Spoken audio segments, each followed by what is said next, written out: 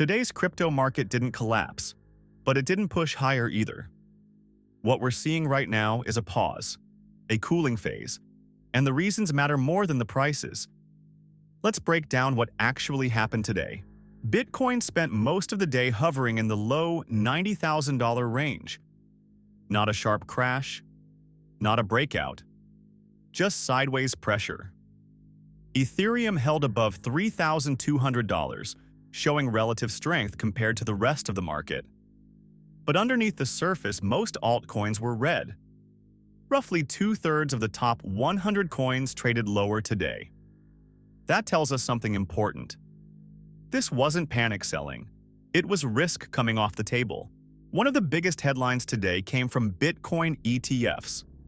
Spot Bitcoin ETFs saw around $240 million in net outflows.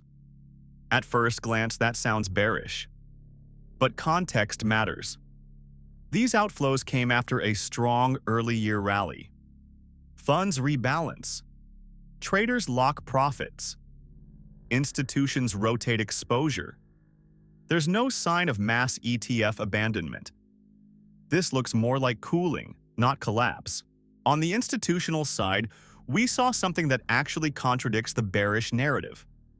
A Japanese firm called Metaplanet confirmed it has spent roughly $450 million buying Bitcoin. This isn't trading.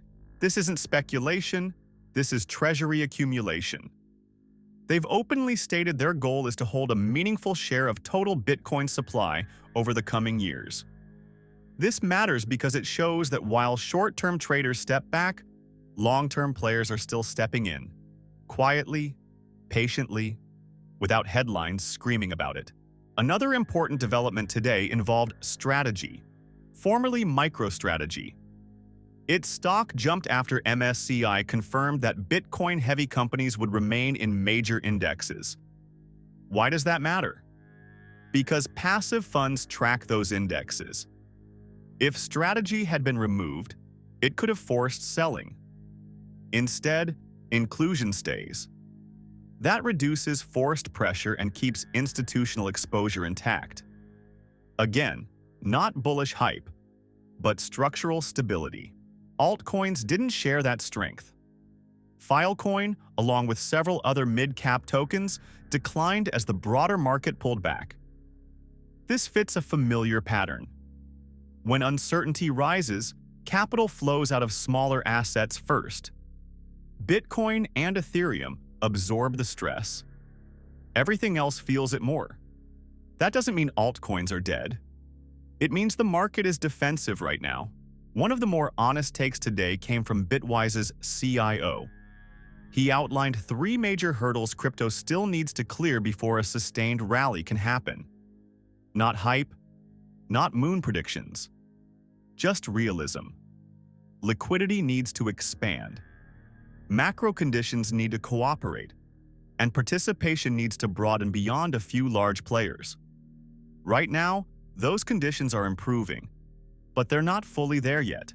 Sentiment data supports that view. The Crypto Fear and Greed Index moved back into neutral territory. That's important. Neutral means investors are no longer panicking, but they're also not euphoric. Historically, some of the strongest trends begin in this zone, not when people are scared, not when everyone is greedy, but when the market is uncertain and positioning resets. So what's the real takeaway from today? Crypto isn't crashing, it's digesting. ETF money cooled. But treasury buyers stepped in. Altcoins pulled back.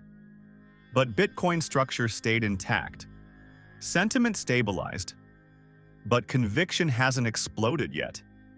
This is what markets look like when they're transitioning, not breaking. The noise makes it feel chaotic, but the structure tells a calmer story. If you're watching headlines only, today looked messy. If you're watching flows, positioning, and behavior, today looked normal. A pause. And pauses are where the next move usually forms. This is Daily Crypto Drop. Your next update drops tomorrow.